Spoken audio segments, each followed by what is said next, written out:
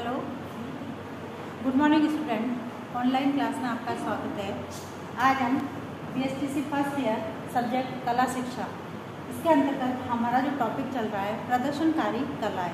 इसमें आज का हमारा टॉपिक है ताल।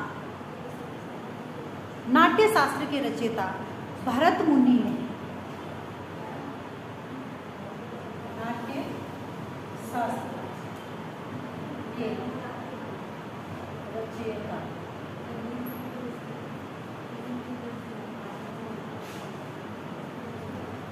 भरत मुनि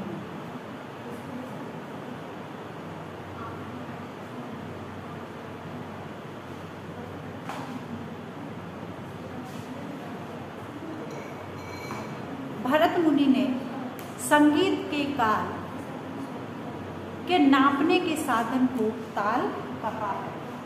संगीत का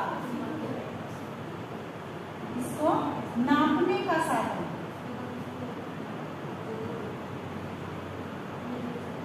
क्या कहता है? ताल। ताल का है जिस पर भाषा के व्याकरण की आवश्यकता होती है। उसी प्रकार संगीत में ताल की आवश्यकता होती है। गाने बजाने और नाचने की शोभा ताल से ही होती है। गाना हो, बजाना हो या नाचना हो, जब तक ताल नहीं होती है तब तक इनकी शोभा नहीं बढ़ती है। अर्थात संगीत में चाहे गाना हो, बजाना हो, नाचना हो, जब तक ताल नहीं होगी तब तक इसकी शोभा नहीं होगी या इसका अर्थ नहीं है, क्योंकि बिना ताल के कोई संगीत नहीं होता है। ताल शब्द तल धातु से बना है।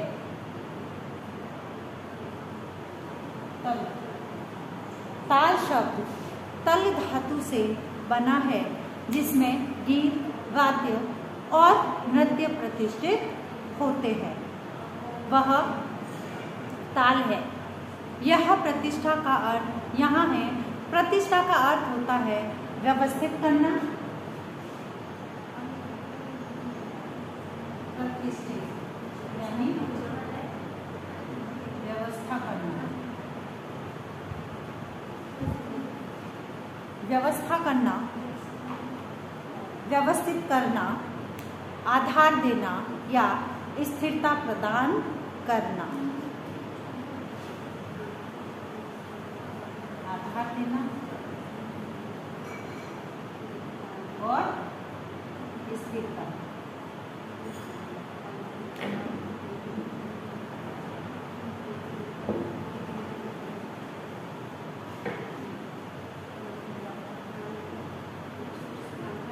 और स्थिरता प्रदान करना ताल होता है। जैसे तबला, पखवाज आदि वाद्यों में जब गाने के समय को नापा जाता है तो एक विशेष प्रकार का आनंद प्राप्त होता है। ताल संगीत का प्राण है। ताल पर संगीत की इमारत खड़ी है, क्योंकि जब तक संगीत में ताल नहीं होगा तो बिना ताल के वह संगीत उसकी शोभा नहीं बढ़ती है। फिर आता है मात्रा।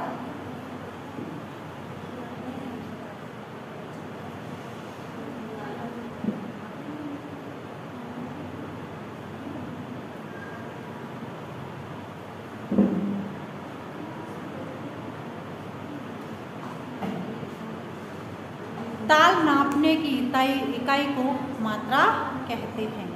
मात्रा ताल का ही एक हिस्सा है, क्योंकि मात्राओं के योग से ही तालों की रचना होती है।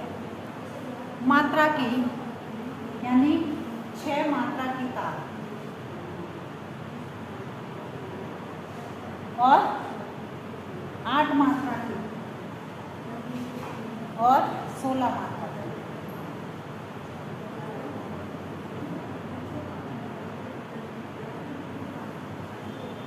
अब 6 मात्रा की जो ताल होती है वह दादरा ताल।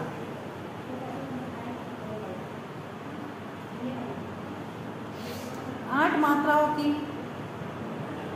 कहरवा ताल। फिर है 8 मात्रा की कहरवा और 16 मात्रा की त्रिपाल।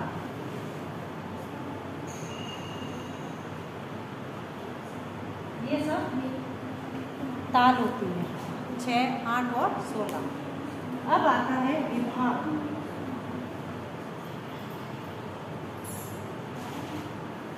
ताल को कई खंडों में विभाजित किया जाता है, इसे विभाग कहा जाता है। ताल को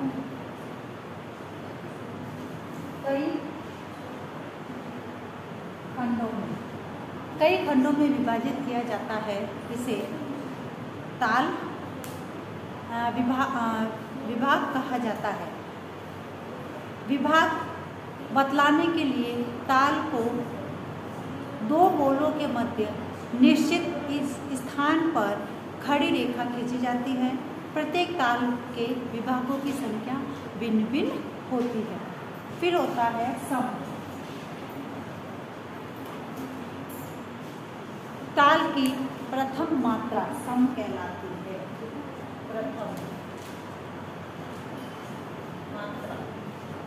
प्रथम मात्रा सम कहलाती है। ताल के प्रथम भाग के प्रथम बोल पर ताली बजाई जाती है।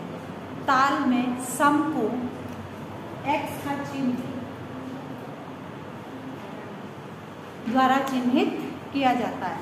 फिर आती है ताली।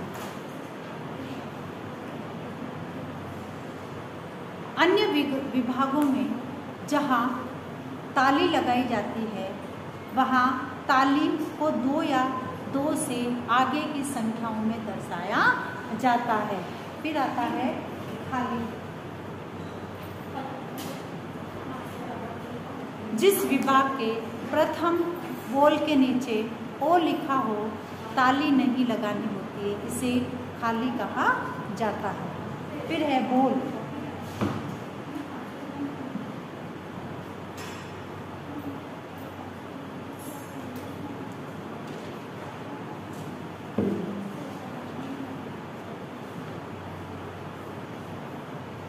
प्रत्येक ताल के कुछ निश्चित बोल होते हैं। ताल में बोलों की संख्या उसकी मात्राओं की संख्या के बराबर होती है। वादक इन बोलों की ताल वाद्य जैसे तबला, पखवाज, ढोलक आदि पर बजाते हैं। जैसे आ है, ई है, इस प्रकार से। फिर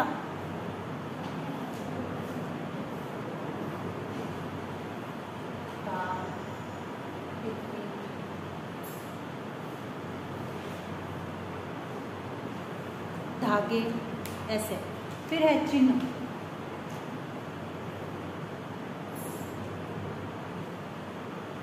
ताल में सम, खाली, भरी, 2, 3, 4 आदि को दर्शाने के लिए निर्धारित चिन्हों का प्रयोग किया जाता है। ये चिन्ह उसी मात्रा पर बोल के नीचे लगाया जाता है जहाँ से विभाग प्रारंभ होता है। अब आता है आवृत्ति।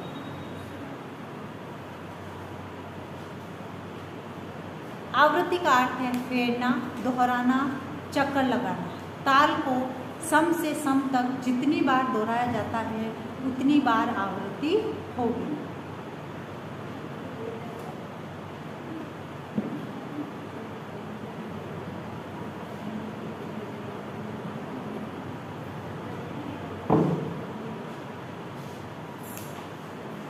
अब इसी के साथ एक विशेष बात, जैसे कि हम सभी जानते हैं कि कोरोना जैसी महामारी भयंकर रूप से फैल रही है, अतः इससे बचाव हेतु हमें उपाय करने हैं। हाथों को सैनिटाइज करना, मुंह पर मास्क लगाना, सोशल डिस्टेंस का ध्यान रखना। स्वस्थ रहे, सुरक्षित रहे। धन्यवाद।